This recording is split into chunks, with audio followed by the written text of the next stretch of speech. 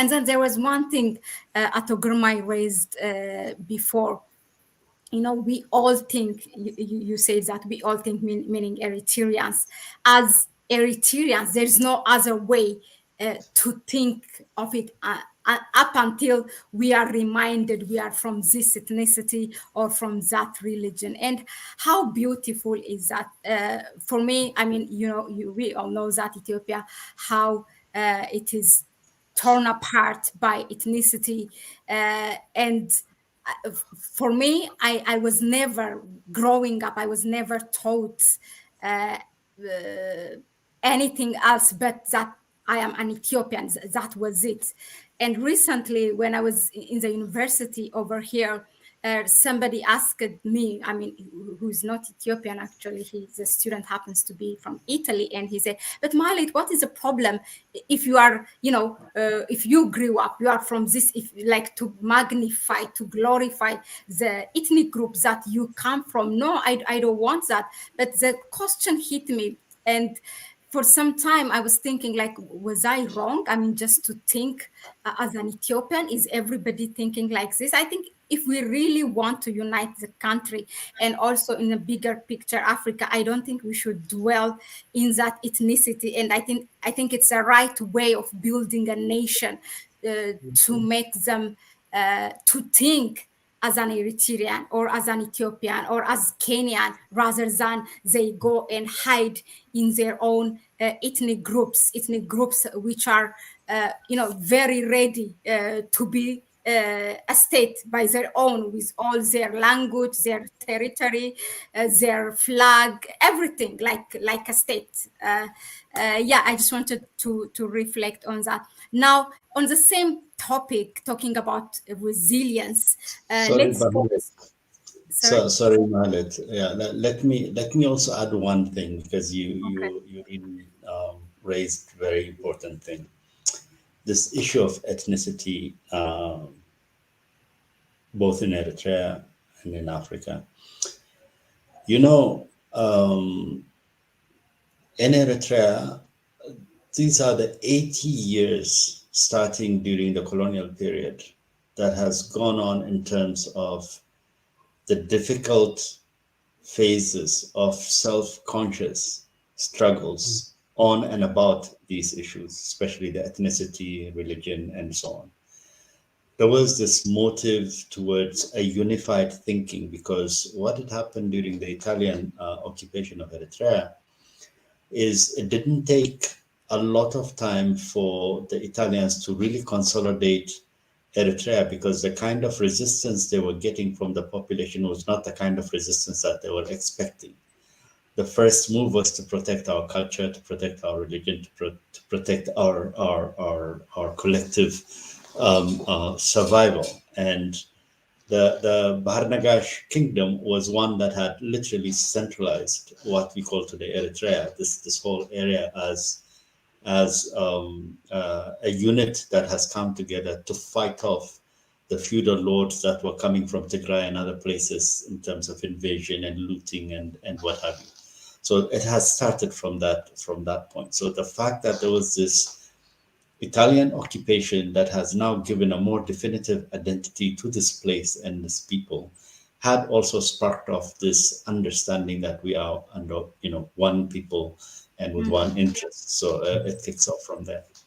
Many other African countries that were under colonial rule never had that opportunity.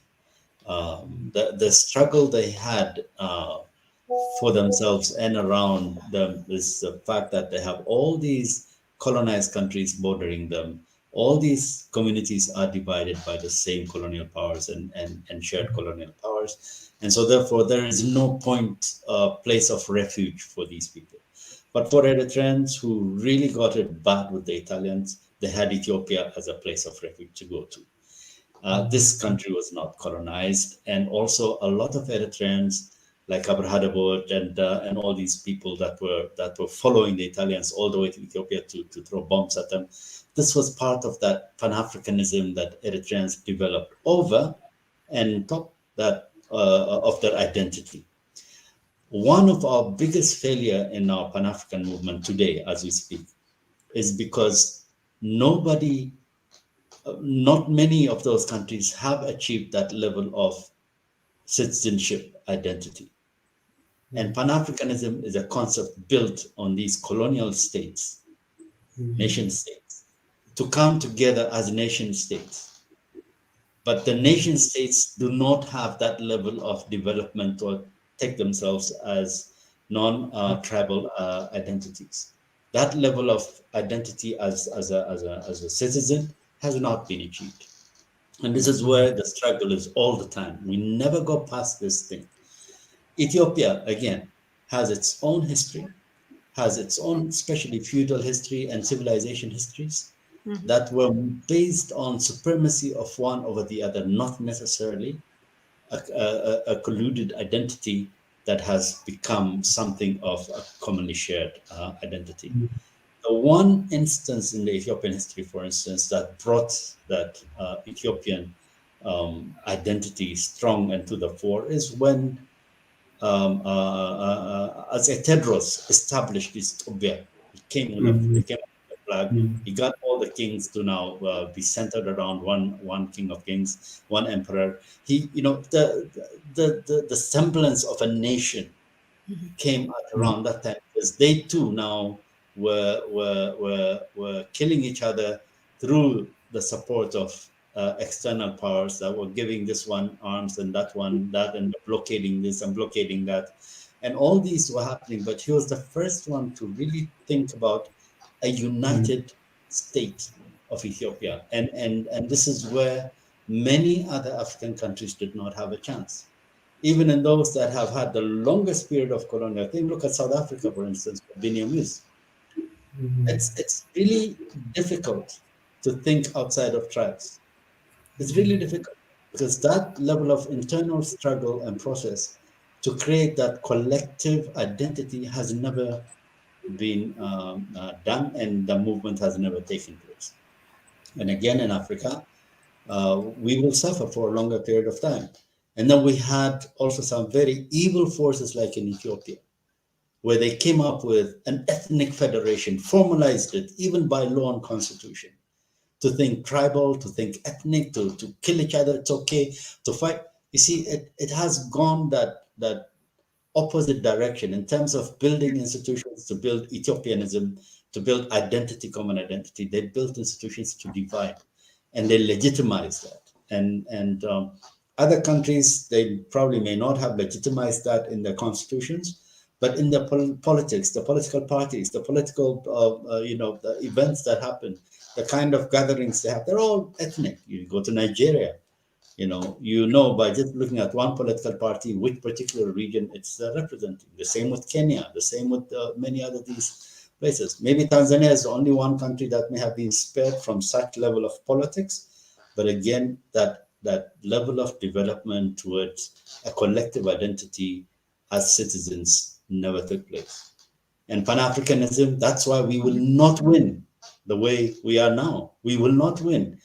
All the frontline Pan-Africanists that you interview all the time, that I see them a lot, they are built on that political consciousness designed and understood and written by the fathers, or what we call the fathers of our African independence. But these fathers at that time, including many Eritreans, were thinking of nation state in their minds. They were not thinking of religions. They were not thinking of tribes. That cannot be delivered at this point in time. A lot of Ethiopia's move soon after Second World War to support African liberations, African liberation fronts, and so on, were really engineered and pushed and presented to the emperor to take as a policy by many of the Eritreans that joined the Ethiopian government at that time. So this is where we think we have now become very unique in terms of what we see in Eritrea, and among the thinking of the population and the thinking at the individual level. No Eritrean, I guarantee you, no Eritrean goes to bed thinking I'm Muslim or Christian or this tribe. And no Eritrean wakes up in the morning to say I am Tigray or Tigrinya or whatever. None. that it doesn't happen like that. So I just wanted to add that. No, I'm glad you interrupted. You came in. It was really good to hear that. And from now on, I will not feel. Sometimes, I hold myself like I was guilty. Thank you, really, thank you. But again, it is still really because we lived so much in this ethnic federalism for the past 3 decades here in Ethiopia. It's really hard for me, even as a Pan-Africanist, to think how an African cannot think of its ethnic group, how you can build up such a nation. I mean, that assurance now that you are telling me, no African, I guarantee you, no Eritrean will go to bed thinking I am from this or I am from that. What an achievement. I mean, really, congratulations to the government and to the people. There's a lot, I mean, we have to admit there is a lot of lessons to be learned from Eritrea. As I hear you, I feel like a book has to be written. This knowledge has to be shared. But again, here and there, we have mentioned it. It's a shy government, a shy people. Why? We will find out now. So please tune in because we will also answer that question. So